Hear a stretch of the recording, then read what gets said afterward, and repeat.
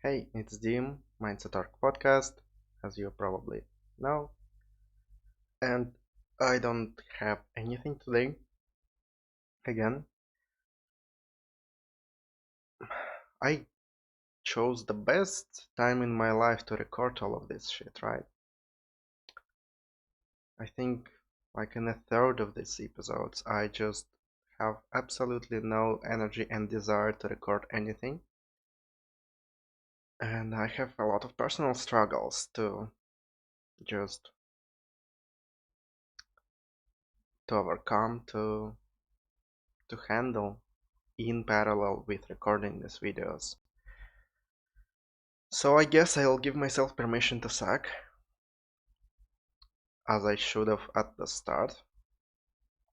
And if I will repeat myself, even if I will not be able to create some idea that will be helpful, that is not the point.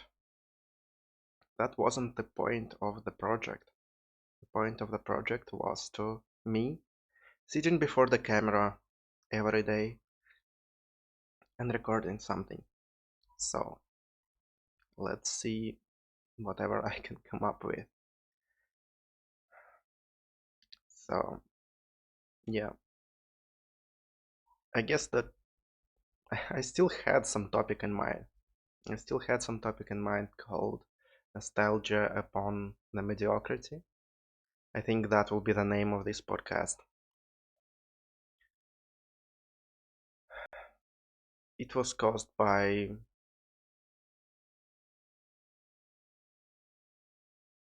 me just remembering old times, remembering 3 years ago when I was just starting, when I was still only moved in Moscow for the first couple of months. I went through a hard period after breaking down my after breakup. I forgot how it's called. Doesn't matter. After leaving my first girlfriend at that time, actually like marriage and all. And I was alone in a new city without anyone to support me. I didn't have any contacts. Well, I had a workplace, had people there, but at that time I wasn't really social and I didn't really like having some contacts on a workplace. Work was always something different. I still had one of the good friends there with time, but I think at that time I didn't. And anyway, the people there were focused on entirely different things, and I was obsessed with having girls, with dating, with progressing there, because I really missed that in my life. I I was making a lot of different decisions, different improving different areas of my life. Not even improving, but just working on creating something that will be going on in my life. Because before I moved, I didn't really had anything that was in my life. I didn't have a lot of hobbies. I played guitar for a while, then I dropped that. I was really obsessed with video games, but I dropped it after moving, and it wasn't a really good thing to as a hobby as I thought at that time, at least. I didn't have a lot of going on in my life, and I couldn't be social. I was afraid of people. I never had any proper friends at that time. I never been in any companies beside the family at that time. University and school, I was just cruising along somewhere in a distance, having only people that I play games with sometimes. And so I was in this new environment completely by myself. And I think the only thing that kept me going between all of the breakdowns and a lot of crying there after failed dates that I took really personally at that time. I was down for days. I couldn't work properly. And the only thing that kept me going is the belief that if I, like, no one can help me. I think that that was established at that time in that couple of months of struggling with all of the failures. I didn't have a lot of success. I don't think I had a lot of, I don't think I had any success in half a year. Anything. No people who were interested in me in any way, not even girls that wanted to date me, but like anyone. Maybe that was me self-sabotaging. Probably it was. It is because I was only focused on dating, and that was. I probably self-sabotaged there as well because I remember when I just didn't write anyone for like second dates and all because I thought I did a really poor job at the start. I didn't have I haven't found Andy's Kill Your Inner Loser blog, which skyrocketed my dating progress after. At that time, I only relied on a couple of channels on YouTube that were talking about this stuff. Actually, really good channels, which allowed me to go into meditation and start handling my own mental stuff instead of just banging my head in a wall and doing the same thing over and over again. So I did some things there.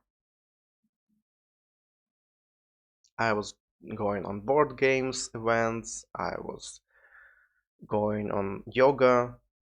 I didn't met anyone there because I just couldn't talk with anyone, but it was still me like fighting against everything else.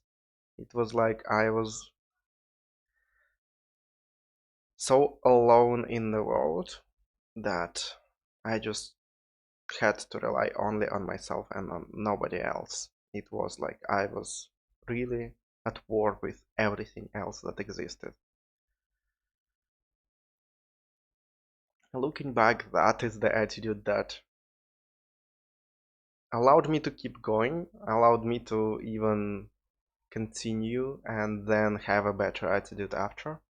But at that time, it was exactly what stopped me from getting progress, from getting any results, because I was so obsessed with the results. I just was missing so much in my life.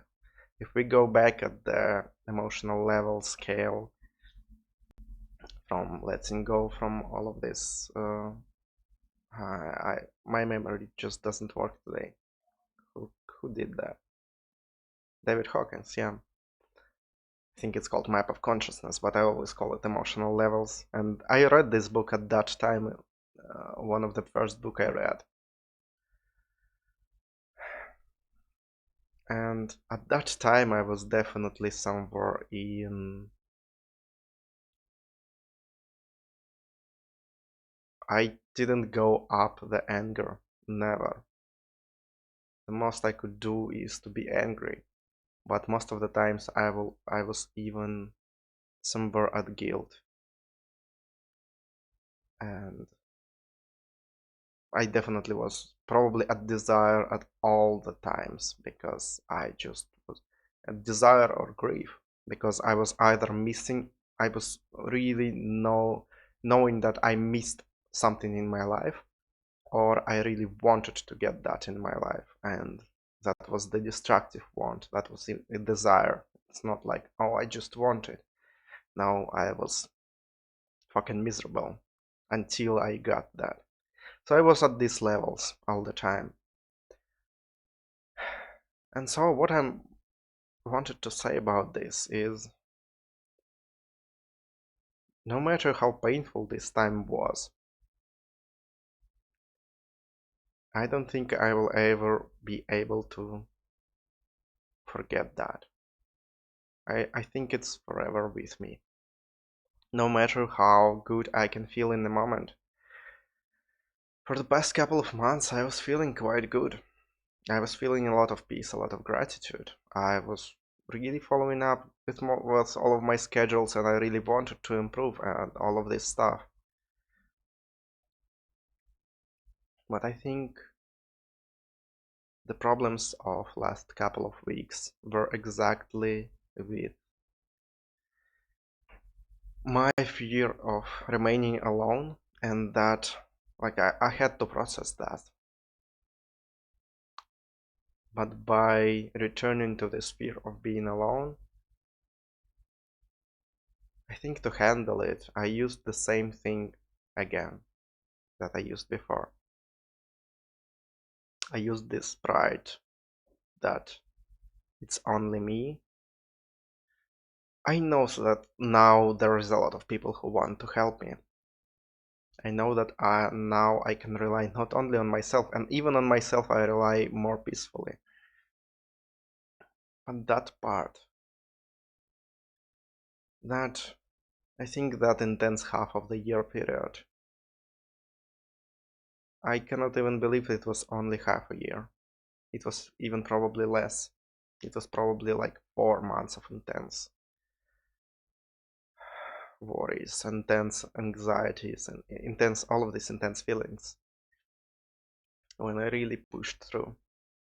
Later I kinda relaxed, but there was this period. But I cannot believe it was only 4 months. For me it was like years.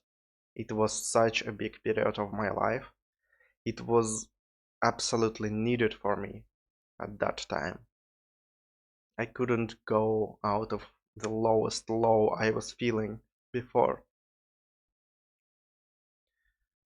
out of shame basically, not even thinking that my life could be better. I went from that to something better, to something on top. In half a year I made the journey from shame to probably pride or courage. I still dipped below a lot of times, but I was there. And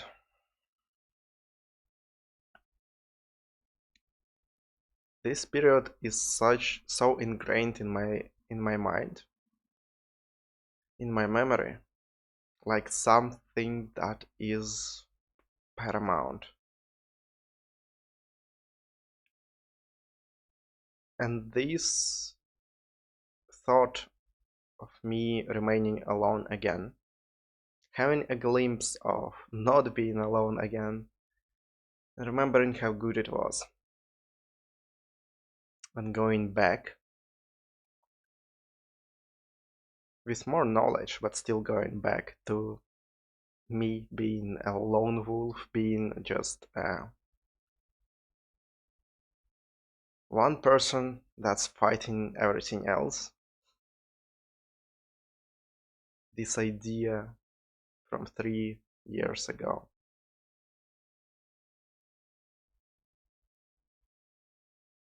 I think that is what causes my current state. From time to time I regress to this, I not regress, but I vividly remember these moments, especially when I listen to some music that I listened as well at that time. I always listened to one band that I really liked while going around the Moscow trying to force myself to speak to some girls, or just being around, being outside and not succumbing to my depression at that time. That was the music of me pushing through, me breaking away from all of the chains that I had. And now, when I listen to it again, it brings me back to that time. And I just remember how it just shows me how much of that state is still inside me. I'm not a psychologist. I cannot talk about traumas. I don't know where they create from. Can they be created from something actually positive, but really hard to come by? Probably yes. I'm not sure, but it really feels like some trauma deep inside of me. This period that forced me to be better, but it was like a foundation of my life, of that life, and it's like everything was built upon it. And so from time to time I go back to this angry, alone period, especially when there is some thoughts about being alone. I'm not sure that it will ever go away. I don't know. It's still better than that time. I'm still glad for all of the journey I took, and now, even if it will come back for months, in maybe like 7, 8 months period. I don't remember how far, how, when was the last time I thought about it that vividly. Even if it comes back for a couple of weeks, that is okay. If all the other time I can be really peaceful and grateful. I can be improving my life and enjoying that. And and if these periods will remain for a long time, for yeah, for years to come, if I will have some weeks when I need to be angry, I need to feel that desire that I don't think it's even a desire. I feel anger and I feel that state of missing out on life, completely missing out.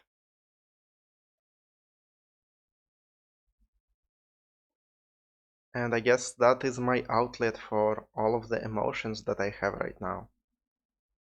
I guess I need that to go back there for a while, to just release all of the emotions that were pent up in a couple of months. Because I focused, yeah, like I say, we all focus. I want you to focus on positivity as well, because that makes life better. And not on positivity like I will be ignoring everything that happens in my life, but on positivity like, okay, I'm accepting everything that happened, every struggle that I have to go through right now, so what can I do about it now? So probably being realistic, but I would say that is the true being positive. Knowing that there is a solution to any problem. And, you know,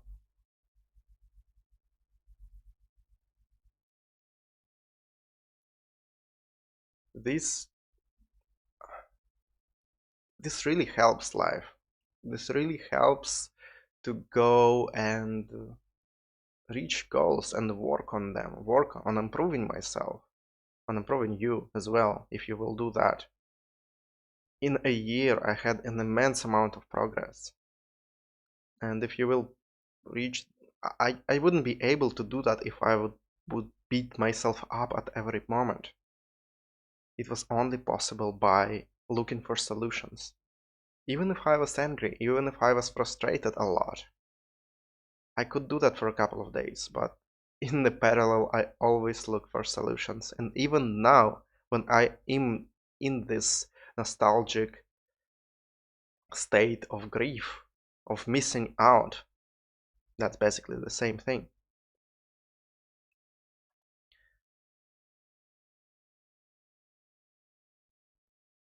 even in that state, I still look for solutions. I still do some baby steps. But I just wanted to talk about this. I needed to talk about something, and that was the only thing that was on my mind today.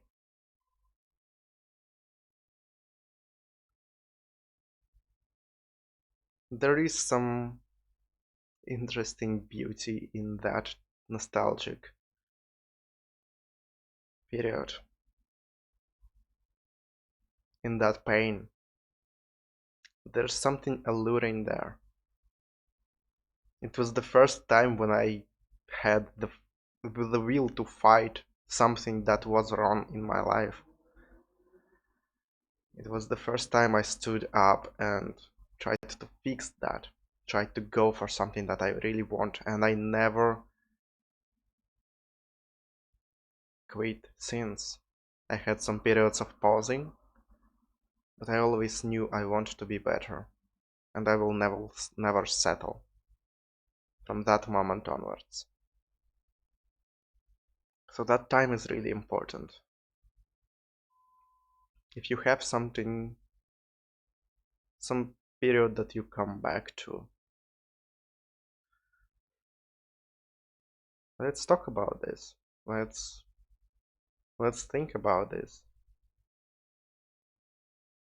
It probably is better to reframe it, to go back to it at some point and realize that that pain was needed, but it is in the past.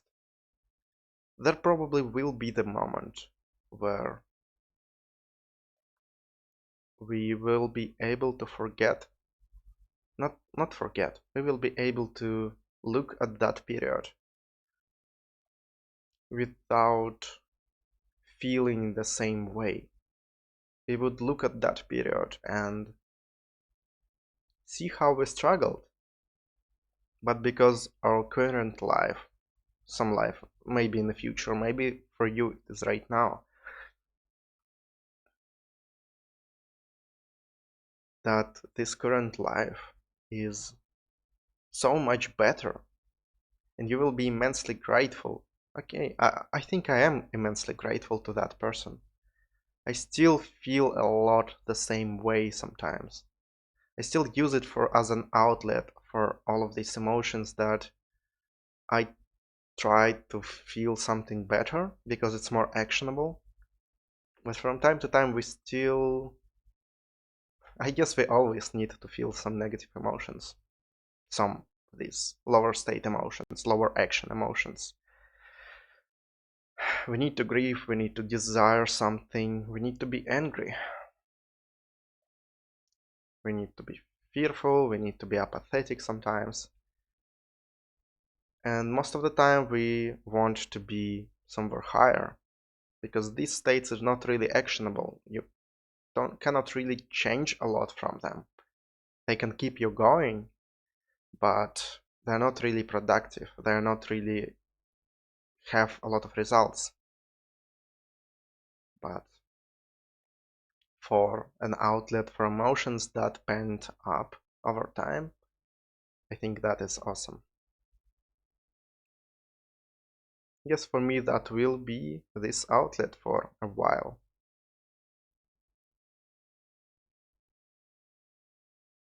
If I need to be angry now, if I need to feel missing out for a while, if I need to be in that state that I was 3 years ago for a couple of weeks, then so be it.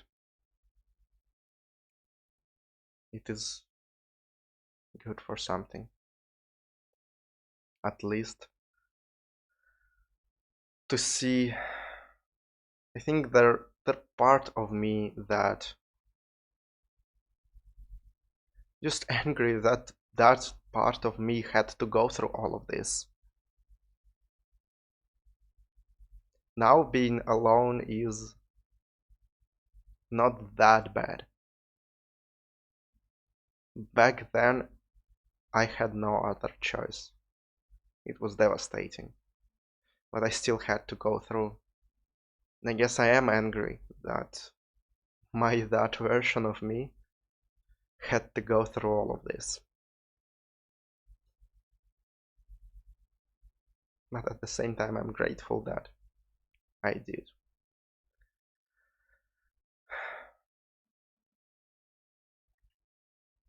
And at the same time, I see how much progress I made and how much more happier my life looks like now. How much of the things that I didn't know was possible now in my life. So many people that I like, so many experience, travel, living by myself in a different country, working remotely with scheduling everything myself, working on my own business, recording, sharing myself with people, being honest, having friends, having girls to date and have sex with, and enjoy it a lot, not having a lot of shame. So many things have changed.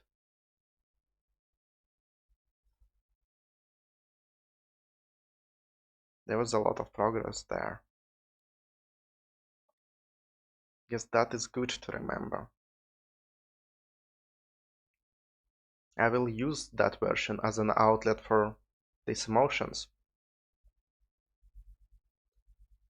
But at the same time, it gives me